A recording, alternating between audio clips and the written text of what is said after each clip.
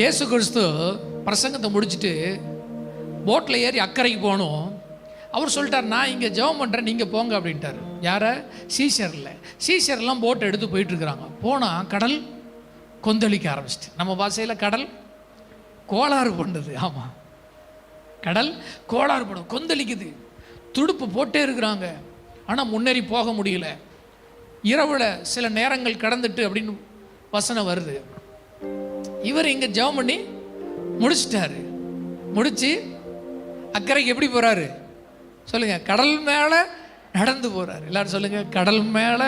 ஆமாம், அதனால தான் அவருக்கு பேர் சொல்லுங்க, சமாதான பிரபு. ஆமாம், சொல்லுங்க. அவரை எந்த கொந்தளிப்பும் மேற்கொள்ள முடியாது. ஆமாம், அவர் கடலில் நீந்தி வரல, அவர் கடல் மேலே நடந்துட்டு இருந்தார். ஆமாம், இந்த சத்தத்தை நீங்கள் கேட்கும்பொழுது உங்கள் வாழ்க்கையில் கடல் கொந்தளிக்கிற மாதிரி இருக்கா? ஆமாம், அவரை பார்க்கணும். சொல்லுங்க, அவர் என்ன செஞ்சார்? அவர் கடல் மேலே நடந்தார். நீங்கள் கடல் மேலே நடக்க அழைக்கப்பட்டிருக்கிறீங்க. உங்கள் பிரச்சனைகள் மேலே நடக்க அழைக்கப்பட்டிருக்கிறீங்க. உங்கள் மேலே கொந்தளிப்பல்ல, உங்கள் மேலே கடல் அலைகள் அல்ல, கடல் அலைகளுக்கு மேலே அவர் நடந்துட்டு இருந்தார். அழுத்தங்களுக்கு மேலே அவர் நடந்தார். தேவைகளுக்கு மேலே நடக்கணும், நீங்க சூழ்நிலைகளுக்கு மேலே நடக்கணும்.